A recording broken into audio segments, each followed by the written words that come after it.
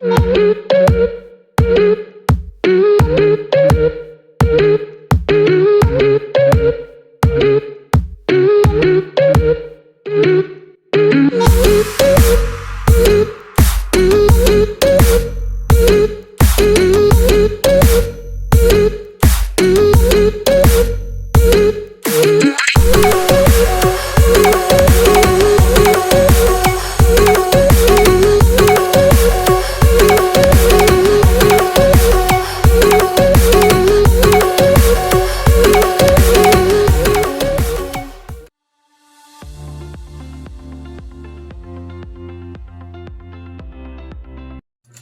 guys, so good day sa ating lahat.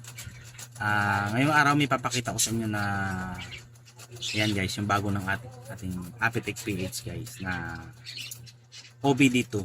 Okay guys, ito para sa mga meron ng Dr. Api Smart Garage Diagnostic Tools. Okay, so kapag wala ka nito, hindi mo ito magagamit. Okay, so gagana lang ito para dito. So ngayon guys, mag-unbox tayo ngayon. Ano ba yung laman ng ating bagong OBD? So ito guys, dinesign, bagong update ng ating Apitech Thailand.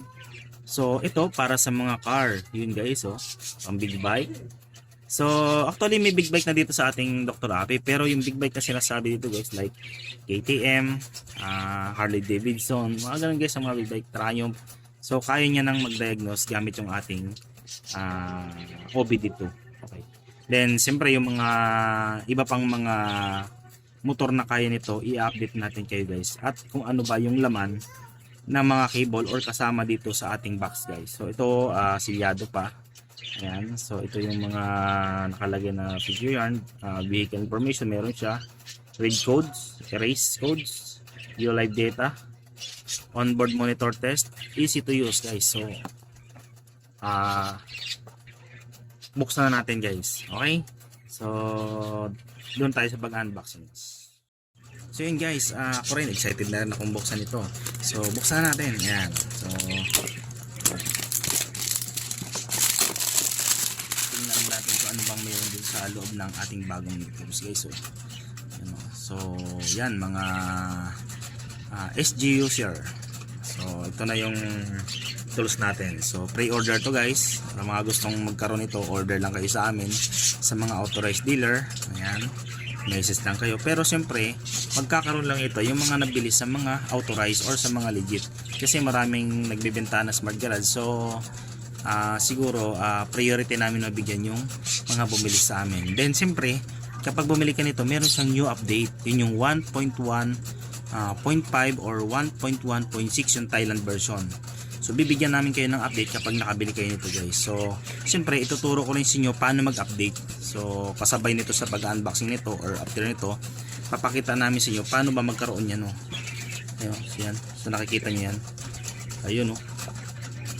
K-Line OBD. Ayan. So buksan natin guys. Okay, so taran! Ayun. So ito yung ating box. Yan, buksan natin. Yan. So ito na yung ating, you know, so nahawakan na. Kasi matagal na namin tong inaabang-abangan. Yan. So yan siya, oh. Apitech Scan Motorbike Car OBD2. Yan. So yan siya, OBD type. So pwede sa mga kotse. Then siyempre may mga kasama siyang, you know, cable. So itong cable didiretso natin dun sa ating smart garage. Okay, mamaya papakita natin kung paano ito gumagana. Then siyempre may mga kasama siyang adapter. Ayan, no? So adapter para sa mga ito guys, oh, BMW. Yan, pang BMW meron siya. So pang ano, pang Harley Davidson meron din siya. Then itong ayan, oh, 6-pin or yung sa mga latest na Honda. Then siyempre tatry natin to sa Y-Connect. Yan, sa mga Yamaha Y-Connect. So update na namin kayo guys kapag ito ay gumana. Then meron na siyang para sa mga, ayun guys, so may pangalan pala, oh. Ayan, oh, may KTM, Triumph, Baja, you know. So meron tayong pang Baja. So meron tayong pang Harley Yan, 4 pin. Yung isa naman Harley 6 pin. So ganun pala yung mga big bike na Harley na yan. Mayroon siyang paiba't ibang kable. Yan guys, so may 4 pin na siya para sa mga ABS. Ayan oh. May pan-diagnose tayo ng ABS.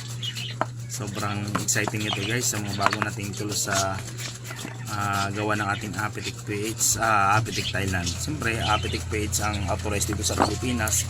Then meron siyang kasamang ayan, meron siyang manual. Then siyempre may free sticker.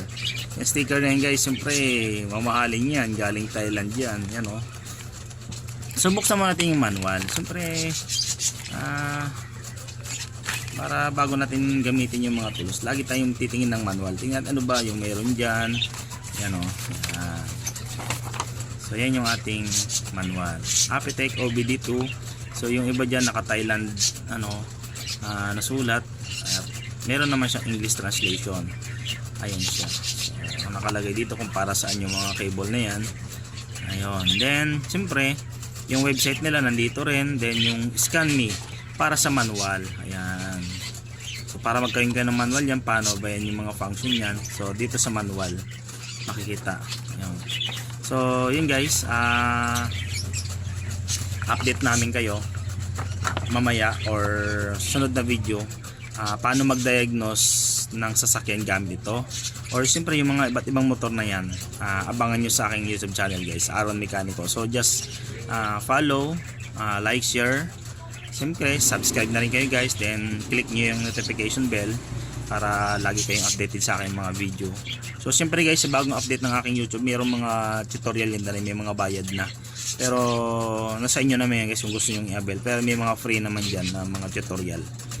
Ayun. So ngayon, pupunta na tayo dun sa siyempre testingin natin to sa ating Smart Garage kung paano to gagana at paano natin mag-update. Okay? So dun tayo sa next slide. Hello guys. So papakita natin sa inyo paano mag-update ng ating Dr. Api. Siyempre yung latest version, yung mayroon tayong OBD. Yung update na to guys, bibigyan namin kayo pag nakabili kayo sa amin ng yung OBD. Yung bago nating adapter ng OBD. So bibigyan namin kayo ng update para dyan. Okay, so sundan nyo lang guys yung aming tutorial na gagawin paano mag-update ng ating Dr. Api. Okay. Okay guys, so una kailangan natin ng siyempre memory card. Yan. So yan, may memory card yung ating Dr. Api. Then siyempre kailangan natin ng power supply. So pwede natin isalpak to sa motor. Meron naman tong kasamang mga cable para sa positive, negative, at saka sa yun guys. So kailangan natin ng pang-read ng ating memory card. So card reader. So ito, meron akong card reader dito. Siyempre, or kung wala yung card reader, gamit kayo ng cellphone para ma-download nyo yung pinaka software nito o yung files update. So yung bibigyan lang namin ng update nito yung mga makakabili ng OBD2. Siyempre kahit naman magkaroon kayo ng update, hindi nyo rin siya magagamit pag wala kayong OBD2. Okay? So siyempre kailangan natin ng power supply. Ayun. So yan. So yung sample ng power supply. So yung ating stock, ito. Okay guys, so kakalasin lang natin yung memory card. Ulitin lang natin yung pagpasok ng update doon sa ating memory card kasi baka ma-encounter nyo rin ito. Then kung paano siya i-solve, ganito lang siya guys. So pasok natin doon sa ating card reader. Pasok ulit natin sa ating computer. So yan, lumabas na yung update. So nangyari dito guys, nagdoble yung bin. Ayun o, nagdoble yung bin. So ang gagawin natin dyan, delete lang natin yan parehas. Okay, delete. Okay, delete natin. Delete natin yung isang bin. Pag nagdoble kasi hindi rin papasok yung update. So yan, so wala na siyang bin. So makikita nyo sa last mga folder na yan, yung parang puting mga yan o, yung mga file na yan, bin file. Ngayon, paste ulit natin yung natin kaya na save. Ayun, so may bin na tayo. Ngayon, exit na tayo dyan. Then safety removal uli, eject natin. Okay, so try ulit natin ngayon ang ating update kung papasok na. So pasok lang natin sa memory card, SD natin. Then long press OK. Okay, long press. Then pasok yung power sa taas. Then bootloader, language. Okay lang.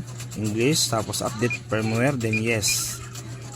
So guys, umuulit yung problema. So ganito ang pinaka-solution guys pag umuulit yung problema ganyan. So mas mabuti nga ganito na encounter natin para alam niyo yung gagawin niyo guys. Okay, so pag umulit yung ganyang situation, ito gagawin natin.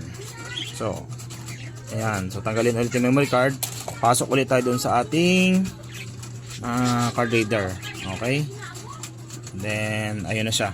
Gawin natin yan guys para mas nagdodoble yung bin, no? Ibig sabihin yung update ng ating computer, ating SG, nagsasapawan. So gagawin natin diyan, i-delete natin yan. Yan yung yung 5 na yan, both and bin yan. Delete natin yan. Then option, tapos shift, tapos arrow patas. Ayan, delete natin yan.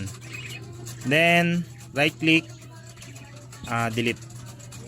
Kasi guys, sa mga iba namang SG pag-update, paglagay mo ng both and bin or pag-delete mo ng stock, paglagay mo nun, okay na siya.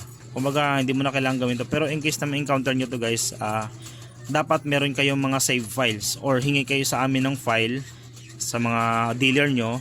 So, hanapin nyo lang yung file na to, yung Dr. API no memory card update yan. So gagawin lang natin dyan, yan, bibigyan namin sa inyo yan, yung 4 na file na yan. Tapos siyempre highlight nyo lang yan, tapos copy nyo lahat sa copy yan. Tapos i-copy nyo lang dun sa labas ng memory card. So paste. Ayun, so ngayon yung both and bin, i-delete natin yon. So nakopy na natin, ayan na yung 4 to. Both and bin lang yung i-delete natin. So delete, both and bin, delete. Ayan. Tapos i-paste natin dyan yung memory card na update o yung update natin ng OBD. Ayan. So ayun lang siya, copy lang natin yon, ayan. Then pasok na tayo dun sa ating removable disk. Tapos ayan, then paste natin dyan. Ayan, paste. Okay, then exit na ulit tayo. Exit, tapos pasok na tayo. Safety removal pala, nakalimutan ko. Right click, then eject. Okay, so testing ulit natin. Papasok. Okay, so lagyan natin yung ating memory card dito. Then hold okay. Tapos pasok ulit sa ating, ayan. Tapos select language, English, then update firmware. So okay, so guys, pag hindi pumapasok ng ngayon guys, may mali talaga sa ating smart garage. May mali sa ating memory card. So kailangan nating i-delete yung memory card natin or restore natin yung factory. So gagawin natin dito, right click lang natin. Ayan. Okay. So tanggalin mo ating memory card. Ayan. Okay guys, so ilalagay natin tong ating memory card dito sa ating, ayan. So ito guys ang gagawin natin. So halimbawa na-delete na natin yung 4 na file. So gagawin natin diyan, delete natin yan. Ayan, delete. So wala nang file dito sa ilalim. So folder na lang makikita nyo. So puntahan natin yung ating update. So both and bin. Ayan, ito yung ating update na bago. Ayan, both and bin. So copy lang natin yan, copy. Ayan. So ito guys sa mga nagkakaroon ng troubleshooting ko paulit-ulit na nagkakaroon ng problema yung smart garage, hindi tinatanggap yung memory card. So delete nyo lahat yung sa baba, yung mga bin file. So ngayon lalagyan nyo lang ng, ayan, both and bin lang. Ayan, both and bin lang siya. Ngayon, after nyo malagay yung both and bin, exit nyo na yan. Then eject na natin yan. So eject. Ayan, so tanggalin natin yung memory card. Ilagay natin sa SG natin. Okay. So check natin yung SG natin para makita natin. So yan. So dumidiretso sa bootloader.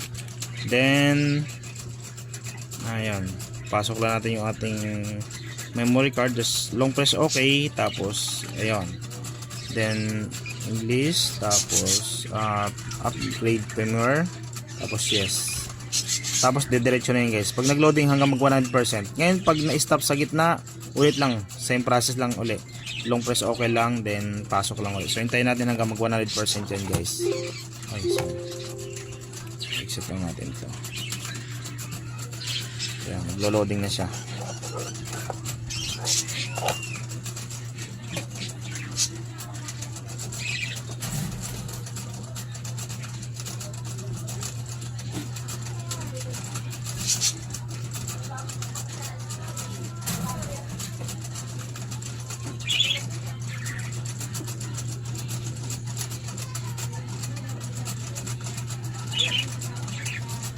So hintayin natin hanggang mag 100% yan.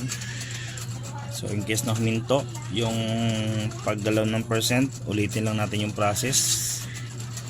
Then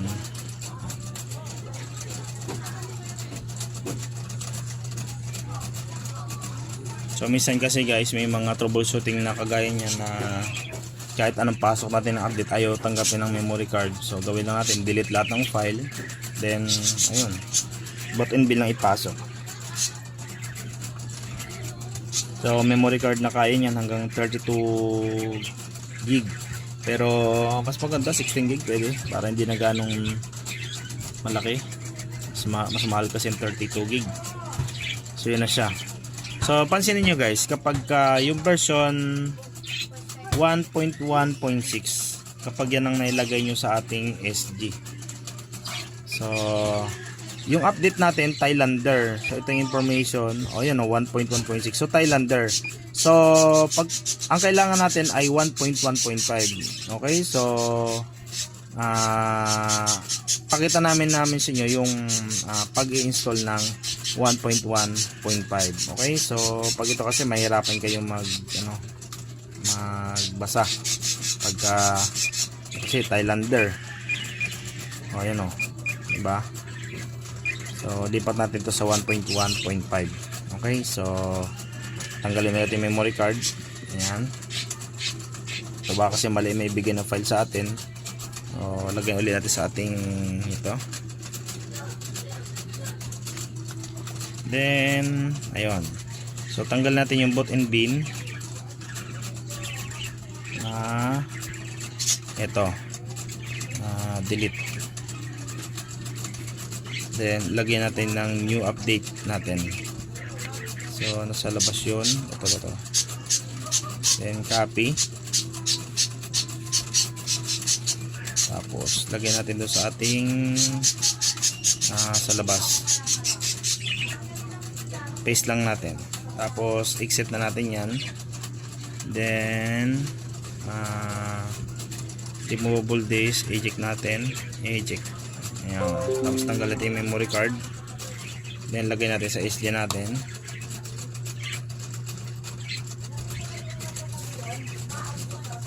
Ayan. Tapos same process. Long press okay. Power. Then diretso tayo sa upgrade. Okay guys. So yan. Malakad na. So hanggang mag 100% tayo. Then pag huminto ang update, ulit lang yung process. Ayan, so hintay lang natin siya mga 100%. Okay. Ayan, so pinos ko lang 59% na. So ayan. Ayan siya. Ayan, malapit na.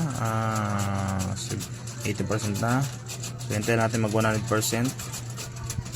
Ayan. Then konti na lang. Tapos pag 100%, ayun na siya, success na siya. Okay, so yun na, nakapasok na tayo dun sa ating update. So testingin natin kung nandiyan na yung bagong update natin. Okay, so check natin yung ating information. So yun na, 1.1.5.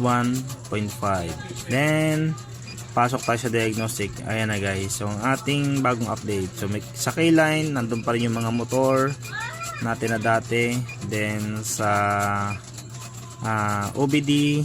So yan, nandito yung OBD natin. So siyempre yan siya, may view parameter, view DTC, reset code DTC, monitor, then say not connected kasi wala pa yung ating OBD. So update natin kayo guys pagka na-connect namin to sa sasakyan or sa Y-Connect na mga Yamaha or other na motorcycle na nakalagay dyan kasama dyan sa box. Okay, so sana guys may natutunan kayong konti, then abangan nyo yung mga next namin na mga tutorial guys about dito sa OBD 2. Okay, so bye bye.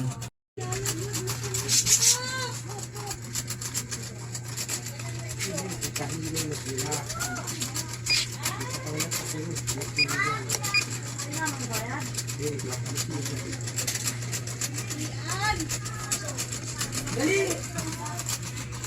Okay.